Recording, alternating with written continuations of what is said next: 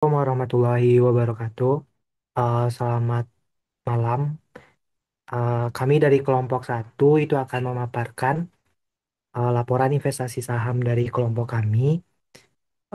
Dalam presentasi ini kami nanti akan menjelaskan beberapa bagian utama terkait dengan transaksi beli, transaksi jual, kondisi portofolio, serta saham-saham yang kami beli dan juga kami jual selama periode investasi. Sebelumnya juga saya ingin memperkenalkan anggota dari kelompok satu.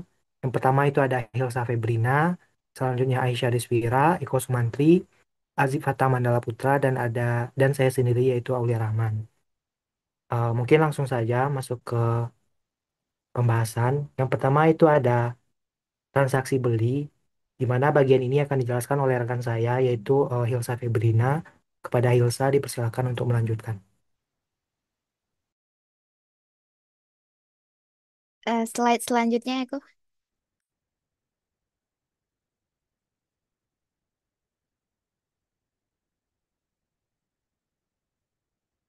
Oke, jadi selama 2 minggu terakhir ini kelompok kami tidak melakukan transaksi pembelian saham. Jadi hal ini bukan karena pasif, melainkan merupakan bagian dari strategi observasi kami, di mana kami melakukan market monitoring yang sedang kami jalankan. Jadi kami ingin menganalisis terlebih dahulu pergerakan harga saham, tren volume perdagangan, dan juga kondisi makroekonomi dan juga sentimen pasar sebelum menentukan keputusan investasi berikutnya.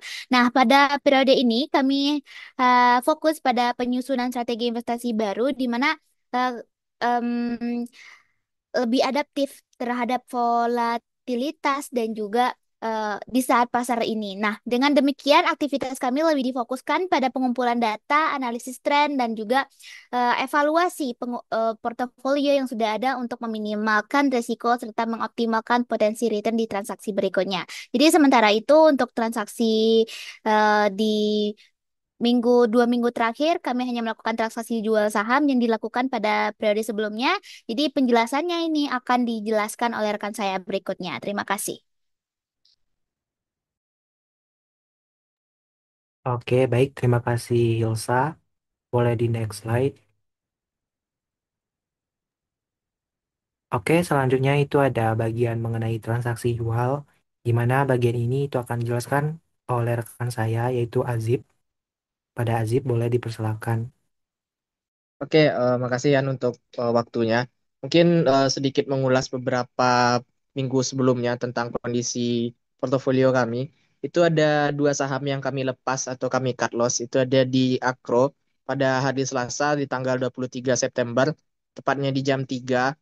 Itu kami melakukan cut loss atau jual rugi pada harga 8.500 per satu lotnya gitu. Nah, jadi kenapa kami melakukan cut loss terhadap saham makro ini? Karena saham ini sudah menembus garis support terkuatnya gitu. Jadi supportnya sudah berhasil tertembus. Nah, sebenarnya kategori saham dari Akro ini adalah saham yang short trading, jadi tidak bisa kami hold atau kami tahan lama seharusnya.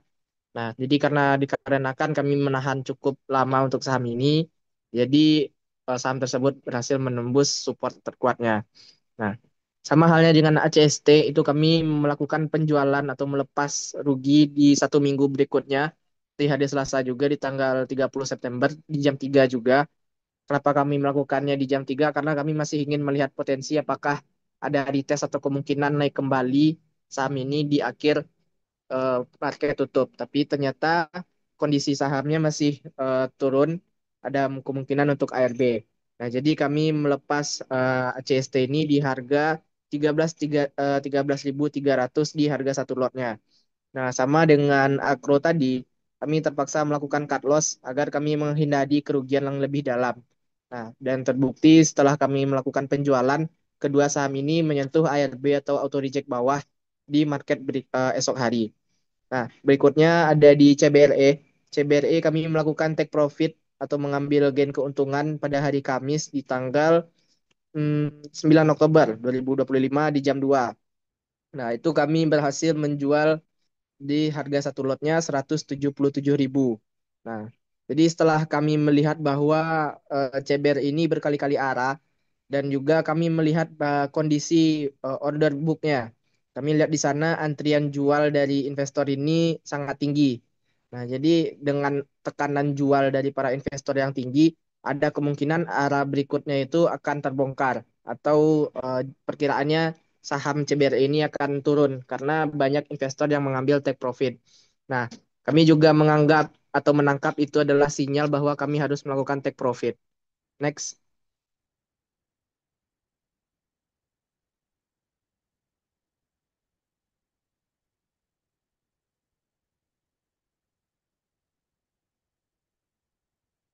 Oke, berikutnya ada saham Mina.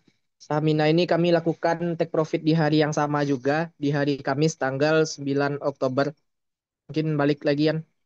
Oke, di 9 Oktober 2025 di jam 2 itu kami mengambil take profit atau gain di harga satu lot 23.400. Nah, sama halnya dengan CBRE, ini kami sudah menunggu atau menahan saham Mina ini sekitar 2 kali arah atau reject atas. Nah, kami juga melihat pada order booknya bahwa antrian jualan dari investor ini sudah mulai banyak gitu. Jadi sebelum kami kehilangan momentum, kami juga mengikuti taking profit yang dilakukan oleh investor pada normalnya. Mungkin sekian dari aku kembalikan kepada moderator.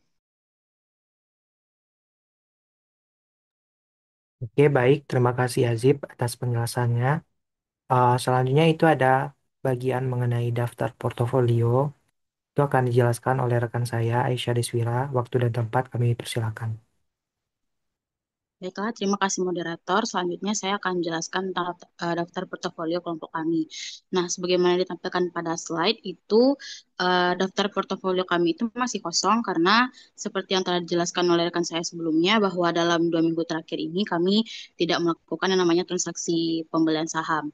Nah, dengan demikian kita bisa lihat di bagian screenshot portofolio akun saham kami yang ada di sebelah kanan layar itu di mana total investasi kami itu berjumlah nol dengan tidak adanya gain maupun loss serta cash yang kami punya yaitu senilai 450.273 dengan batas trading 1.270.275. Sekian dari saya kembalikan ke moderator.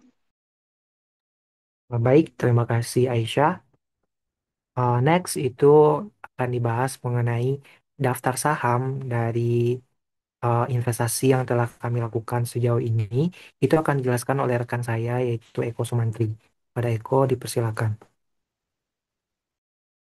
Oke, baik, terima kasih moderator. Kita selanjutnya akan membahas mengenai daftar saham yang telah dimiliki oleh kelompok kami ya, atau recap lah istilahnya.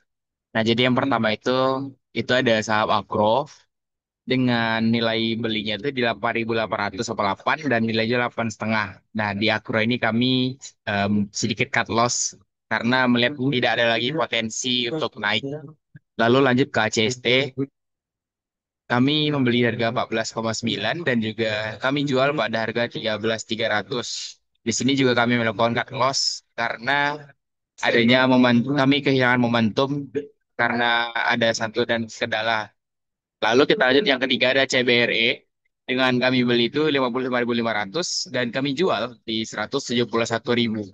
Nah, di sini kami berhasil menjual CBRE setelah sebelumnya kami melihat bahwa saham ini itu sedang masa suspend. Nah, selama masa suspend juga saham ini meningkat cukup tajam harganya sampai dengan lepas masa suspend juga tetap masih meningkat tajam karena adanya corporate action yang positif serta tindakan-tindakan investor retail khususnya yang positif juga.